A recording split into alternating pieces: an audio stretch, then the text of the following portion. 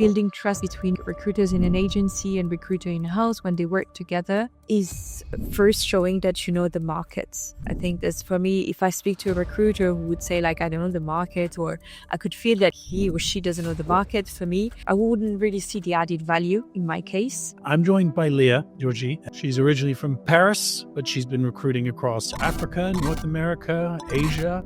You spent some time in Canada, London, Spain, now back to France. What that global exposure and probably the interaction in different cultures directly, how has that changed your perspective? When you live in this kind of international, multicultural environment, what is the truth or what is normal is not something that is just for one person. It's different for everybody. So it kind of give you like, you're more, I would say, open-minded. And it's also that you are able to understand better the others. Why did you come into recruitment and then why stay for as long as you've been in it? I don't really like the sales part of the agency, but I still like the sales part of the recruitment job, where you need to engage your candidate, engage your stakeholders, should it be like hiring managers or clients. And I fell in love with the job. Welcome to Breaking the Chain, brought to you by Impel Talent. I'm Nathaniel Chapman. And I'm Nathaniel Chapman.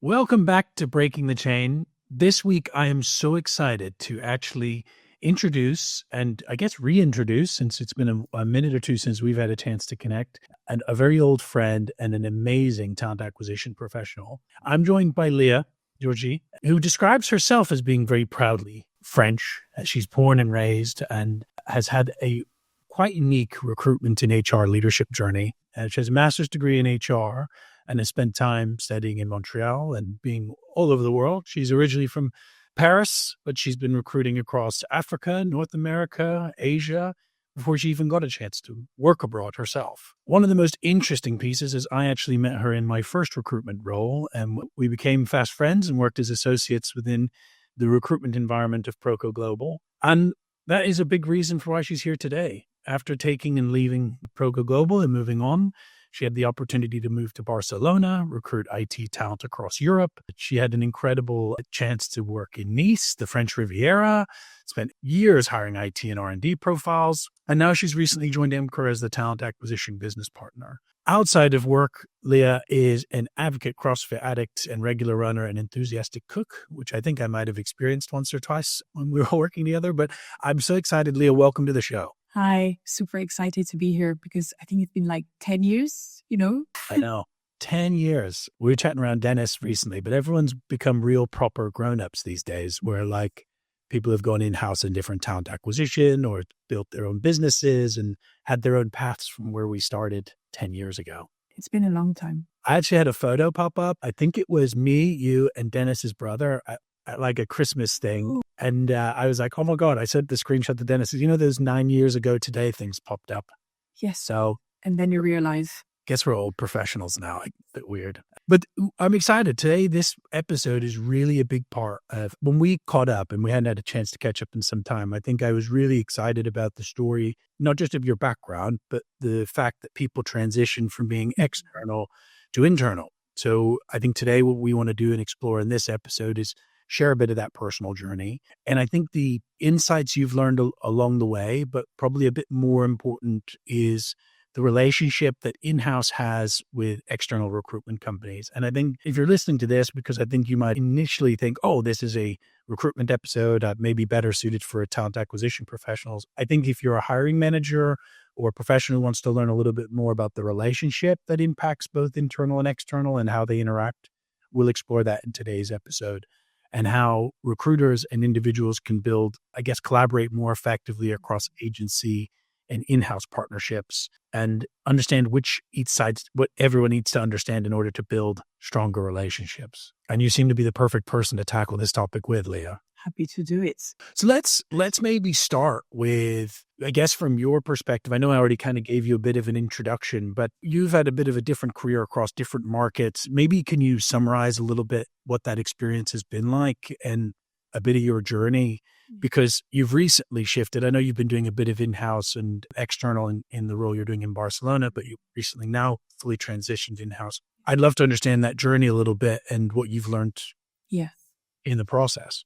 Yes, sure. So just for you to understand, so majority of my career has been in like agencies. So I've did a transition to like in-house just a few months ago when I joined Amcor. And as you mentioned before, when I was in Barcelona, I was doing like both a bit of external recruitment, but also internal recruitment. But I have to say that I consider myself more as an agency recruiter than in-house recruiter after all these years. But the transition that I made was not something that I really decided, to be honest. There was just like, I got the opportunity when I was in Barcelona, when they came to me and they said, hi, would you be interested in recruiting for people in our R&D lab internally? And this is how I started. And I loved it. How neat. And you said that in your previous role, you'd done a bit of both. How did that work? Maybe you have two personalities because this is like two different ways of working. And I think we will go deeper into that after, but I think it's different pace. So you just know that when you go external, like you need to move very fast. You have like maybe fewer needs, but then when you are internal, you have like more needs, and then you can go like, I would say slower, but it's because you have so much work that anyway, you need to prioritize. How do you think the shift has been for you moving from agency to in-house? Is it something that once you've been you've pulled the curtain back a little bit and now experienced it for the last 4 months? How have you felt that shift has been for you personally? So, when I was in agency, I was dreaming of being in-house, thinking, okay, it's going to be so relaxing compared like to being like in an agency. And absolutely not. This is a different kind of like workload or pressure, if I may say. And I think I'm very happy now doing in-house because I think the kind of sales part about agency for me was something I was not really interested in. Being very sales oriented was not something I was, if you can remember that or had. But now the fact that I work also in a different industry now. So I have to say that you learn by doing. And this is, I think, what you do in recruitment in general. Okay, you cannot have like specific education in recruitment. It's like you learn by doing. And I'm still, learning now. Absolutely. And what got you, because I think you did your master's in HR, is that correct? Yes, I did. What led you to stepping into recruitment in the first place? It's one of my favorite questions to ask in an interview, and I hate to throw it to you, but I always say to people like, why did you fall into recruitment? And then I don't want to say fall, but why did you come into recruitment, and then why stay for as long as you've been in it now? I literally fall in recruitment because the funny story is that I studied human resources, and I have to say that this was not really like the kind of things what I was thinking I want to be HR manager, but at that time I didn't really know what I wanted to do. And the fact that, in France, when you are doing a master degree, you can do like an internship during like the summer break, and it could be like 3 months or 6 months. So 3 months and, you have during 3 months on holiday, or 6 months and you're not on holiday. And my purpose was to get on holiday for 3 months, to get this 3 months internship and then 3 months on holiday. And the only internship I could find were in recruitment. So this is how I started, and I fell in love with the job. That was like total surprise for me. And I liked it because it was not like the common HR position, like HR generalist or HR specialist. This, even if I said to you, I don't really like the sales part of the agency, but I still like the sales part of the recruitment job, where you need to engage your candidate, engage your stakeholders, should it be like hiring managers or clients. And this, I love the challenge. This is what I like. It's very interesting because the way, when I got into the industry, I fell in love with it immediately as well. And I hadn't really thought it was going to be for me long term. I remember when I joined the London office, I hate to admit this to everybody now, but originally I was like, I'll give it a go for a couple months. And worst case, it might pay for my flight back to Phoenix, Arizona. But I think the way you get to interact with people on a day-to-day basis, and the relationships and the way that you get to change people's lives. There's another company that, and I don't want to say who, but they use that as their line change. And I'm like, oh, it's really a little corny. But now 10, 12 years into it all, there's relationships I have with people because they decided to jump on an opportunity where they relocated somewhere and took a massive risk.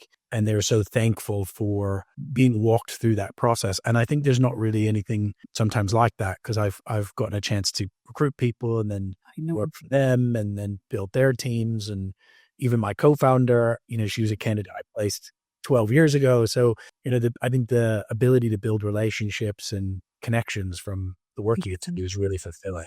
That actually when we met at Proco, I placed a candidate and he reached out to me like a few months ago, and he's still at the same, in the same company at the same position. And I was like, this is something I did 10 years ago, and he's still there enjoying his job, and he's still thanking me for that. And this is the best example of, how fulfilling recruitment is.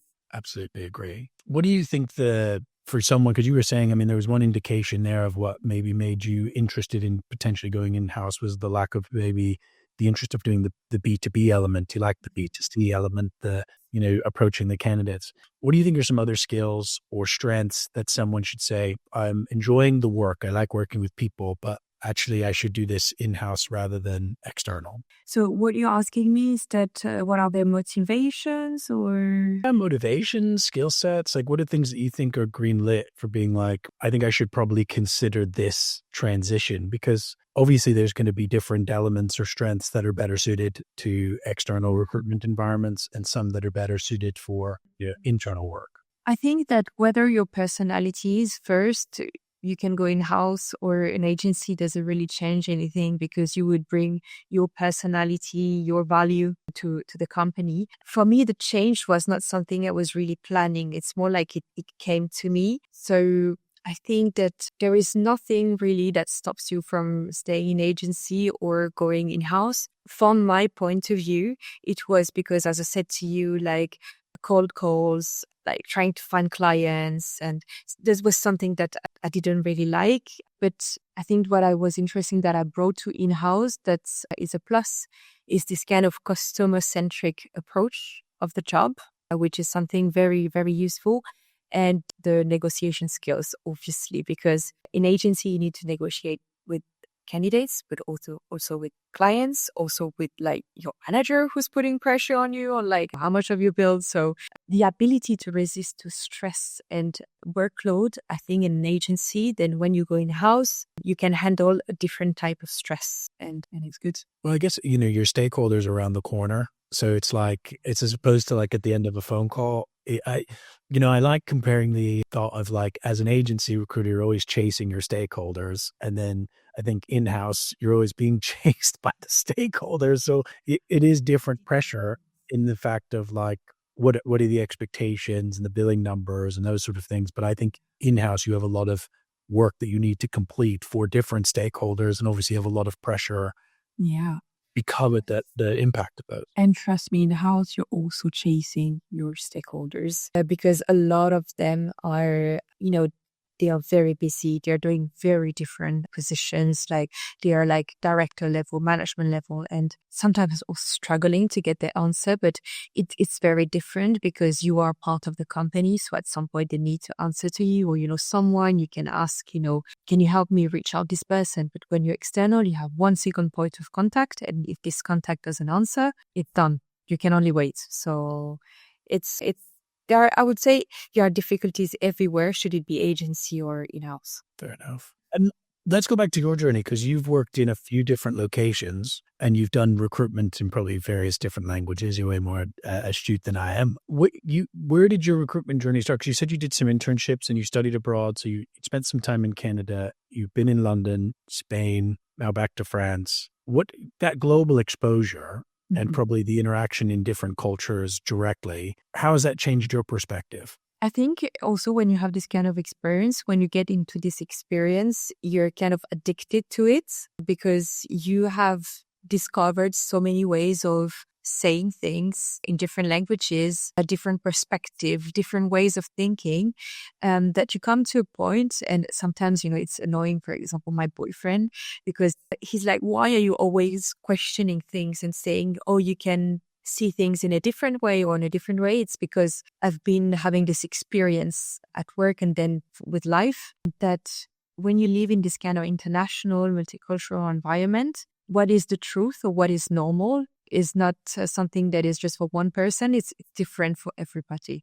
So it kind of gives you like you're more, I would say, open-minded. And it's also that you are able to understand better the others. I love that you've said that, because we do a lot of work on cultural diversity in coaching and leadership development.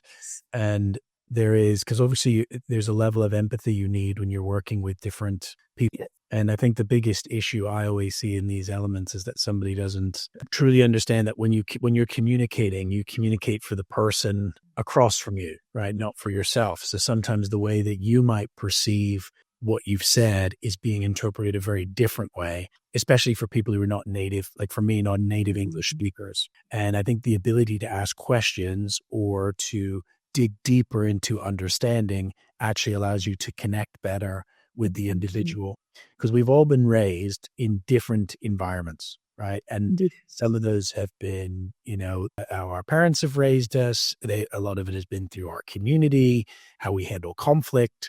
It's different, with all different. It's one of the most amazing things I've loved about working in Europe is having to adapt your communication style with different hiring managers, candidates. We even talk about how with assessments, how different, you've got to be careful about how somebody interprets or reads a question on a assessment, because the way they've interpreted and responded actually isn't giving you the answers you need. So I absolutely love that you've picked that up as well, from just living and being with different people that are speaking different languages, but maybe in many cases communicating at the end of the day in English. Yes, I know. But don't you think it's super exciting, because your daily work is always changing, and the way you do your job is never the same. Because if I'm recruiting, for example, now in Spain or in Czech Republic, this is totally different. And I get the feeling that my job is different every day, and it's super exciting. There's a Jermaine Reed who does a really incredible module on cultural diversity. When you really dig into it, it's really exciting because it actually comes from history. So the way cultures and the way people interact, let's say you've come from a society that has been heavily communist or has been quite democratic more recently in recent years, or autocratic, actually impacts and influences the people that grow up in those type of environments and their work structure and how people take direction. And then say you start to pick up on, direct communication styles, indirect communication styles. I think that's the other thing about recruitment that people miss out on. I mean, if you're listening to this and considering a career, I've always really enjoyed just getting to learn more about different people from different backgrounds and absorbing it all.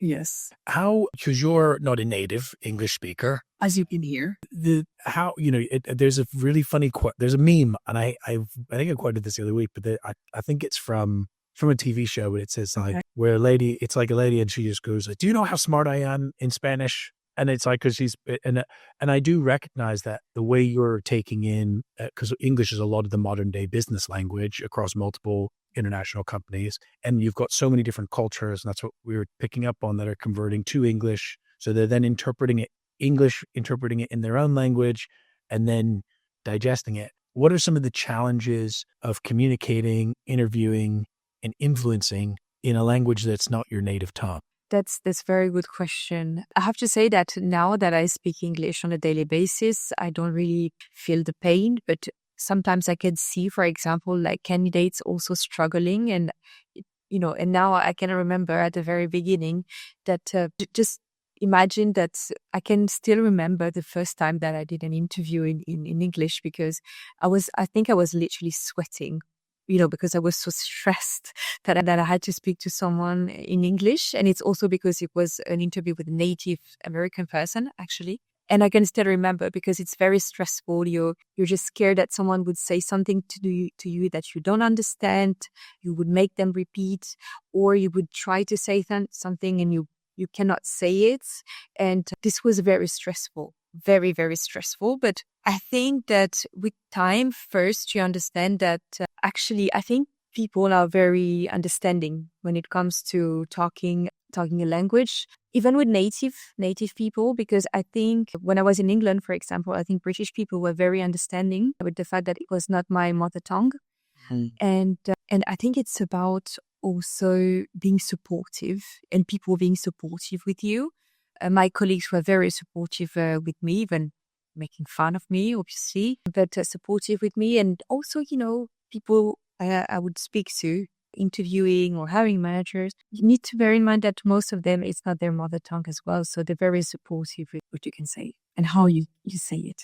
We had a candidate, it's a really cool story. I won't mention who they are, but they went through an interview process for a biotech company.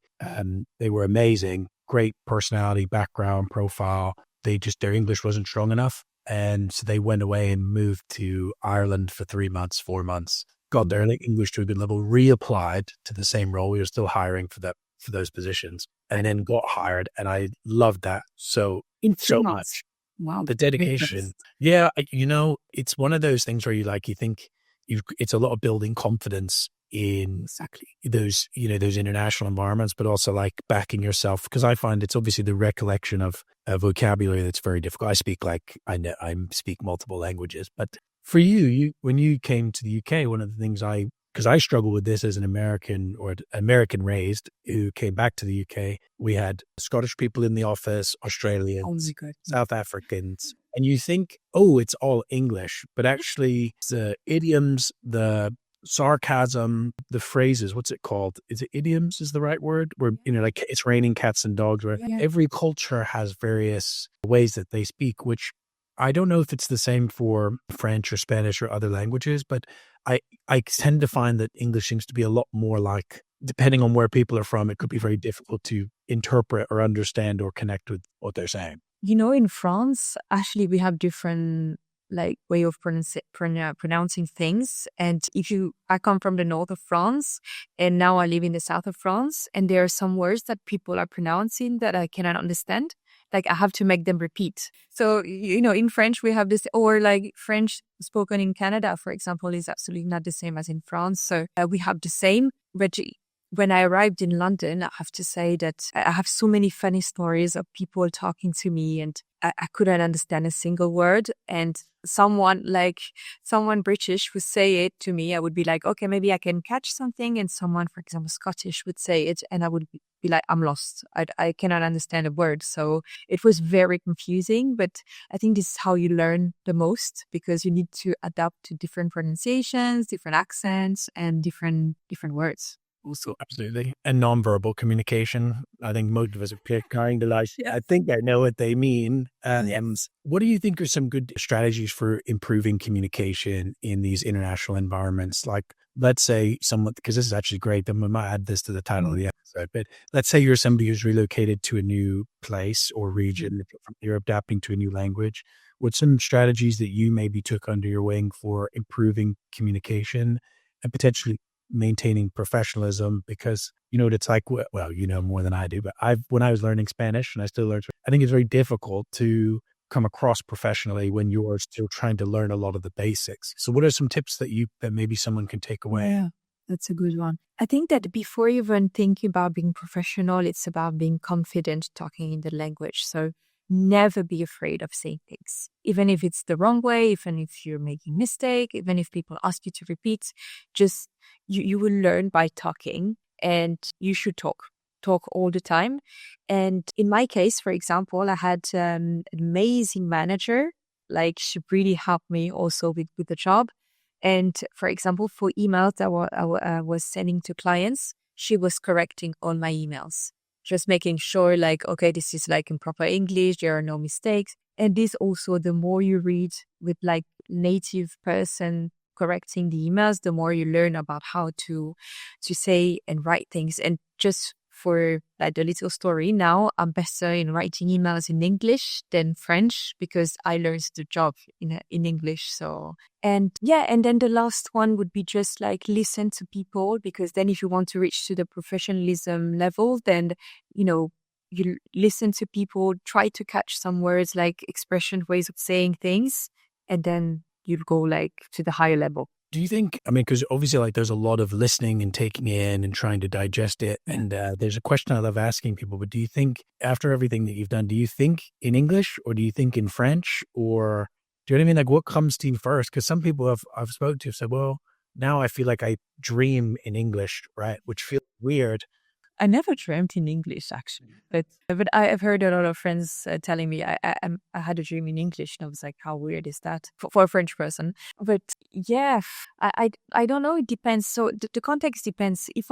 For example, if we speak in English now, like for an hour, then I could think in English. Oh, I need to do that, or in English. But when I'm in like a French environment, obviously I think in French, but it happens that at the end of the day, sometimes when I'm talking with my partner and we talk about our day at work, I need to put some words in English because I don't even know the word in French anymore.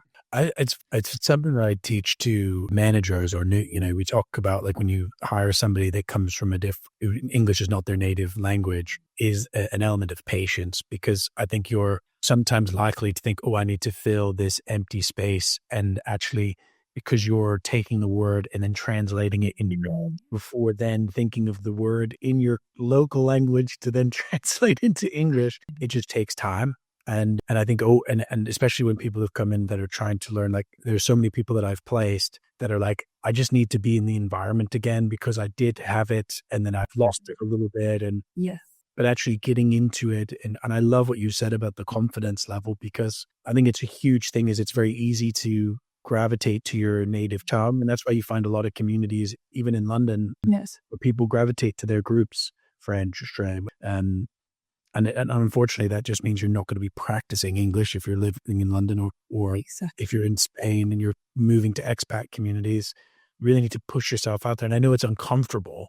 It's hard. It's tiring. Like I can remember when I was in London the first days, I started my job, then I would go back home and still talk in English with my roommates. It's just like my brain was like, I cannot do that anymore. Please stop doing that to me. And after a month, 2 months, 3 months, then it comes naturally. But you're right. You need to be very proactive and go through the pain. If we look at the agency environment that you came from, before we talk around the transition, and we'll get to that shortly, there is, I guess, an ability to influence successfully in the agency environment. And what do you think the understanding that the competitive sales environment and structure of agency recruitment, and how does it then relate to, like, because obviously then you're saying you're then moving from that type of environment, sales driven, to the different environment that's in-house. And I think we mentioned this before, but unfortunately the industry does feel a little male dominated.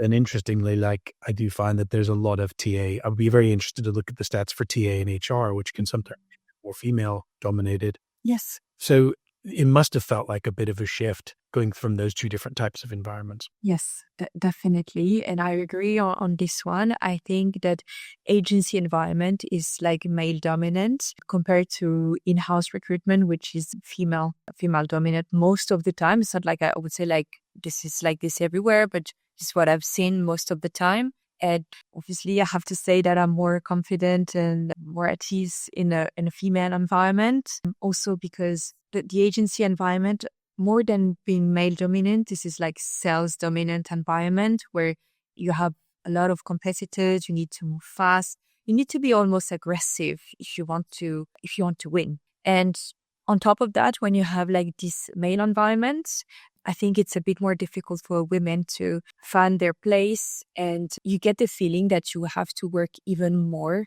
to be taken seriously in this male dominant environment. But also now intrigued, and this is something what I've been thinking of, is that as a male in a female environment, like TA, like in-house, I'm just curious to understand what kind of feeling they have as well. Because for me, male dominant environment was not easy. I think there's it's funny what people define as toxic, because I used to say this environment's toxic or that environment's toxic. And the reality is different people gravitate to different working environments.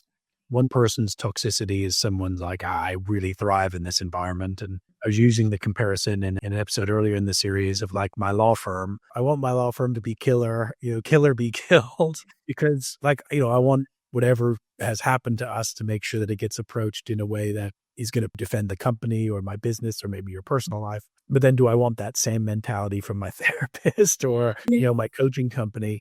No.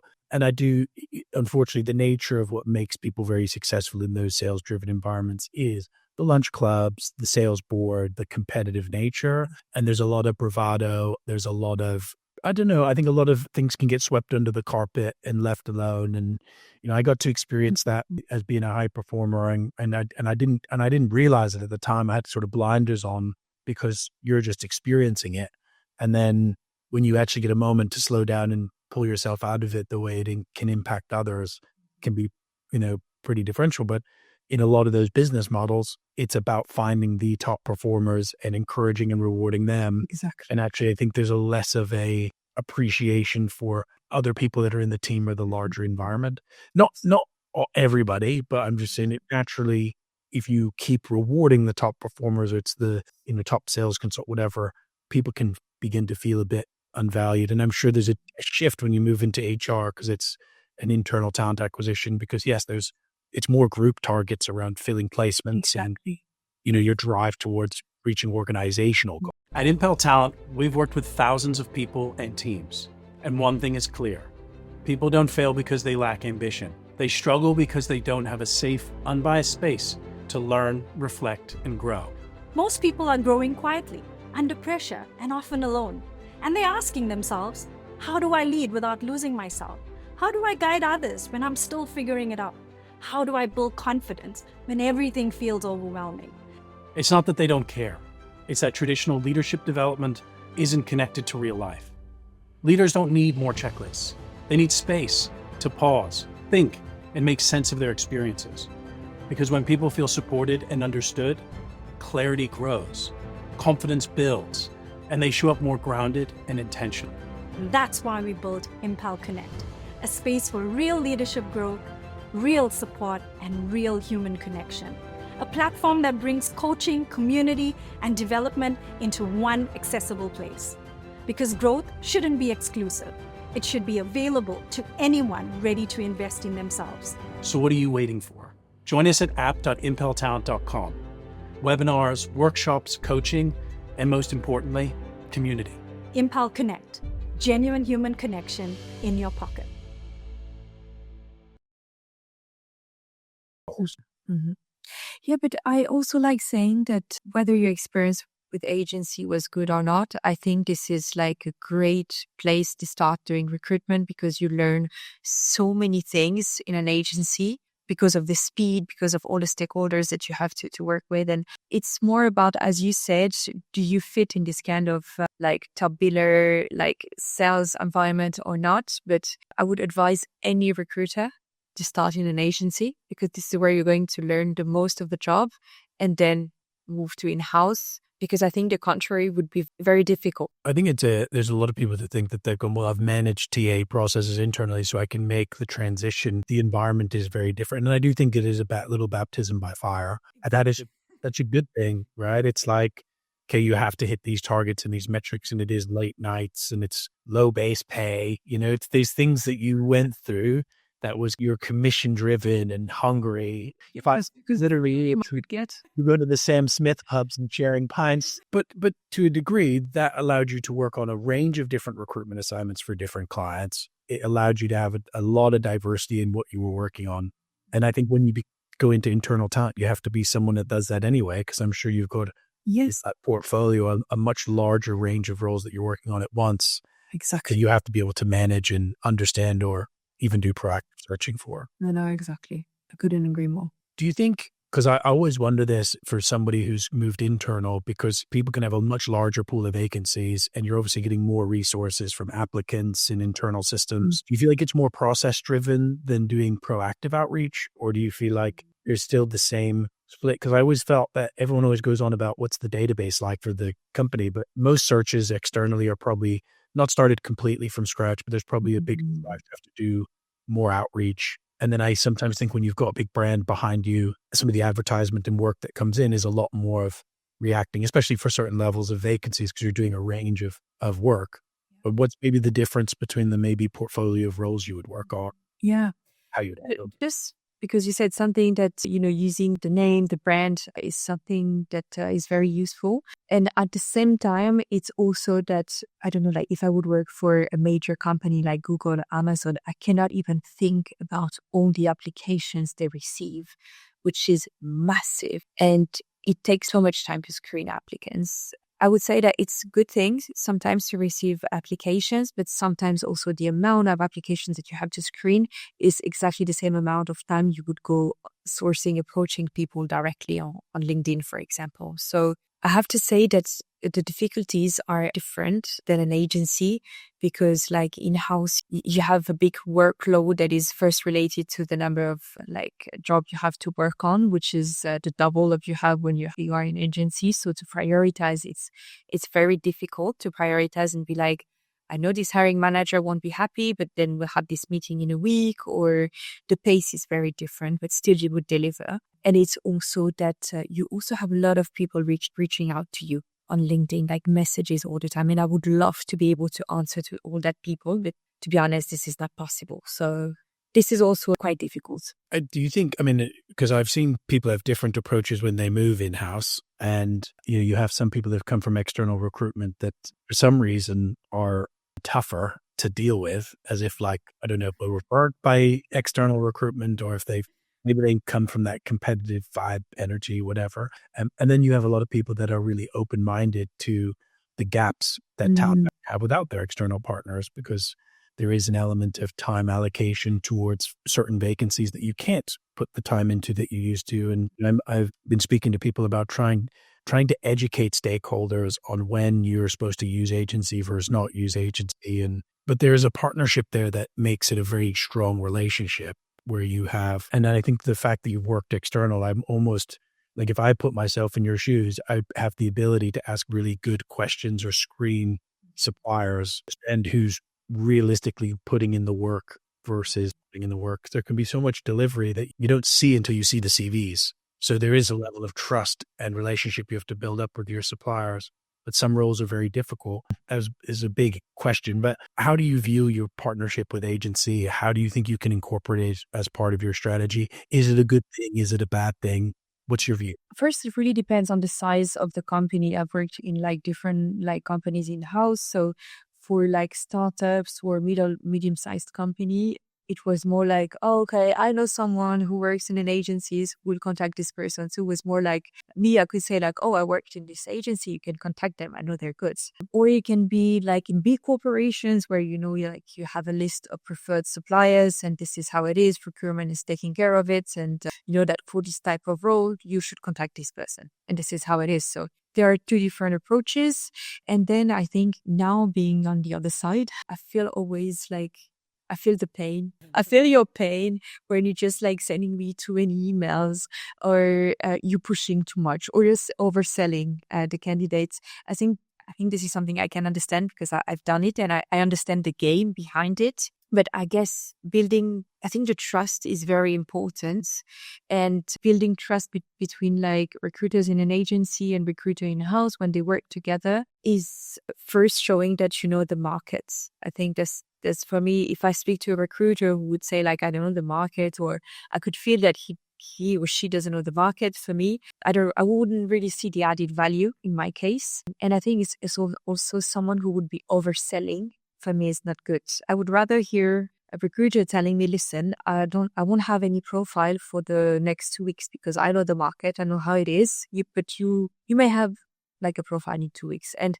this, I think, makes like the relationship work between like in-house and agencies. Yeah. There's like a managing expectations element, but we were talking about the skills that make someone potentially like good at winning the business is that urgency and that delivery and that, punchy, chase, get the deal over the line. Then actually the relationship management and the delivery of the profile needs almost a different skill set.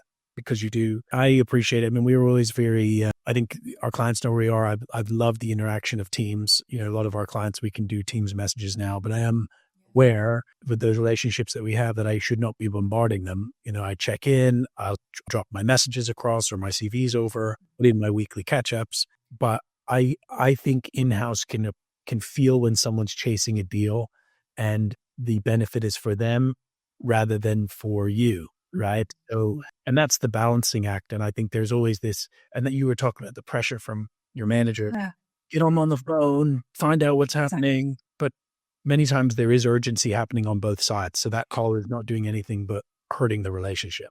Exactly. I think that we need to understand for both sides that the pace is very different. I think as an in-house recruiter, I need to understand that the person I work with in an agency is having a lot of pressure. Like, how much have you built? Like, where's your pipeline? Like, where's your candidate? Like, so these, I think as in-house recruiter, this is something that we should understand, because this is why also sometimes we feel like we're chased. But at the same time, I think that recruiters and agencies should understand that I'm covering at the moment maybe like, I don't know, like 20 or 30 jobs, different jobs. So obviously I'm not able to be as fast as you are with you working for, I don't know, like 4 different clients. It's not the same. So I think also it's to be successful is to understand both way of working and thinking to be successful as well. And I think the trust goes both ways. Yes. So like, if you've told me you're going to do something, I trust that that's going to happen. And then I, I think there is call for urgency. I mean, I've always sometimes had to, I think it's just when someone deems everything as urgent, it starts to get annoying, right? Because the binds them up. There's like a candidate we have in process now for a quite senior CTO role, and they've been given another offer and they're considering it. And yes, I have to kind of pick up the phone and move processes that if I don't do that and they lose out on the candidate at the end of the week, I'm also the bad person for not picking up the phone. But if you do that with every candidate every week, you're going to start to burn bridges. They have to trust that the urgency that you're bringing is genuine, and you have to trust that your internal partner is working Exactly for you. Exactly. And I think that's the best thing. I mean, if I can give anyone advice of working external, I know that recruiters aren't our core demographic, but I've always felt that the relationship you have with talent acquisition is so critical. I think a lot of people have had this, and I remember when we probably both went into Proco, they were like, the hiring manager is the most important. And, these are people who are your gatekeepers. And I'm not saying the whole organization said that in case anyone's listening, but that's the typical, there is a viewpoint from some recruiters that that's the case. I've always felt that many times you get in the door because of a relationship with a hiring manager, but the relationship you have with TA or HR is the long-term relationship. It's the benefit you have for all the partners. Because you need to bear in mind that anyway, the hiring manager will always work with HR or talent acquisition internally to do their recruitment. So anyway, you will always have to have a good relationship with HR or talent acquisition, because they are, if I may say, the gatekeeper for the recruitment. They're not the ones making the decisions, but they are the ones who are trusted by the hiring manager. So that's why, for example, I had situations where the recruiter was kind of overstepping and calling the hiring manager when I said, like, please, your main point of contact, so talk to me. And it was very bad because at the end, the hiring manager was like, this recruiter, he's calling me too much. This is too much. You're the point of contact. I have other things to do. You're the one handling recruitment. So I think it's very important also to value this relationship with HR and talent acquisition, even if sometimes I know we're annoying, but it's very important. I think there's a balancing act between, and because you can see it go in two different directions. I mean, I've had TAs go, you get no contact with the hiring manager, and I tend to run clear from those processes because I think you need an element of contact, especially at least in the initial brief or the shortlist delivery, because that feedback is what's going to save me from spending tons of time on something that is a miscommunication. Everyone needs to be on the same page for what the deliverables are, and the accountability steps, the milestones, having a check-in, especially for something that's more senior, is really essential. Outside of that, I think the communication should always be between TA and the recruitment firm to involve, and then you do it at that stage. But yeah, it is a balancing piece, but I think the stepping over the mark and going to the HM, and it's just going to cause more problems than exactly. Leah, this has been a fantastic episode, and I wish we'd go on for hours, but I would love to maybe end it with, what are some things that you would, if someone was going to look at selecting a supplier or working with an agency, because you're an inside and outside, what are some things that they should look for? What are things that you look for with working with a new partner? And actually, I'll wait the other questions because I don't want to give you all the... Otherwise, I will forget, And don't forget, I need to translate from French to English before answers. No, and I've been giving you like a list of questions. Yes, it's not much. What should someone look for a supplier that... So my advice for an agency, is that what you're saying? Or if hiring managers, Hiring managers. HR, like, what are some good signs when you're meeting an agency that you're going to work with that you'd go, these are some great screening questions, or these are good behaviors that you think a good agency demonstrates? I think you always need to bear in mind that when we go external with an agency is because somewhere we have failed in finding the profile, because for like budget reason, we always try to fit it internally. So if we go external, is that because we're struggling to find the profile? We're scared not to be able to fill the position. So what we really want to feel, I think, is to feel that we are in a comforting like area, like with people being, I would say, confident that they can find the profile, even if you're lying too much about finding the profile. This is something I could understand, but we really want to feel reassured that you know the market, that you can potentially find a solution for us, because sometimes I would go external because I know this geographical area. I don't know very much the area. So I would know that, some local people, some local companies that maybe I don't know. So I think it's to be very reassuring that this recruitment will happen. And from both sides, I would say, be open-minded, try to understand that you are doing the same job, but in a very similar environment. So you need to keep an open mind and be very understanding. Yeah, I think that we've touched on it. It's that, again, feeling the right trust, the right behaviors, that people are going to be meeting the objective, because it is a partnership. So I love that answer. And for somebody who is, last question from a relocation perspective, thinking of relocating or moving to a new country or whatever, what are some final words of advice for somebody who has relocated and made the change of their life multiple times? Should they do it? Shouldn't they do it? Why should they do it? My first advice would be pack light, because anyway, it's going to be a struggle with your suitcases. But I think it was an amazing experience for me. And now that I'm in France, I'm back in France, but I kind of say that I kind of feel like I want to do it again. I want to move abroad again. But you need to bear in mind that if you start the experience, that this is something you will not stop, because this is so good to move to different countries and learn new things, meet new people. So my advice would be, if you go for it, just be prepared, because it's going to be very difficult.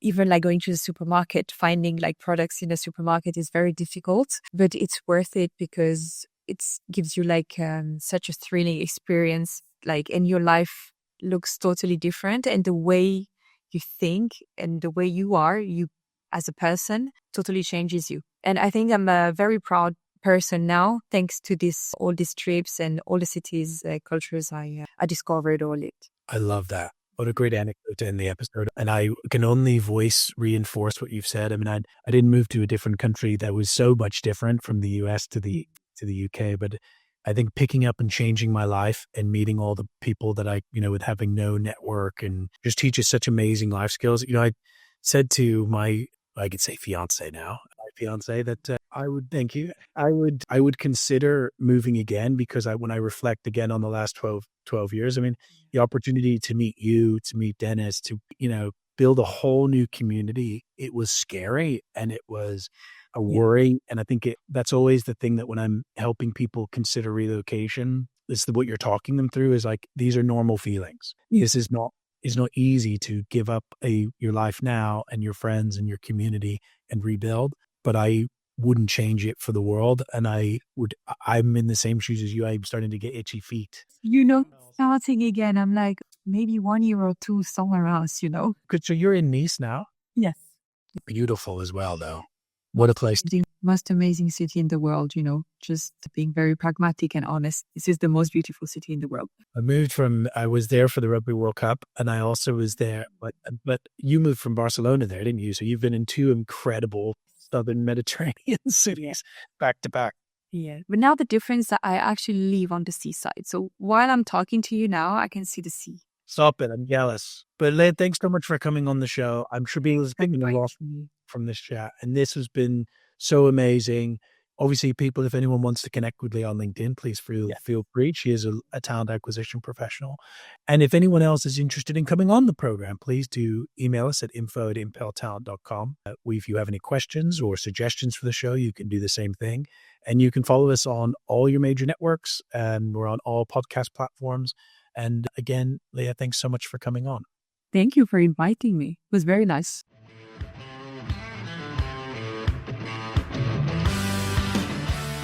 Thank you so much for joining us for our latest episode of Breaking the Chain. If you'd like to see more episodes, you can check us out online at www.impeltalent.com/podcast. And if you'd like to perhaps put a question into us or be featured on one of our next episodes, you can email us at info@impeltalent.com. Thank you for tuning in and see you next week.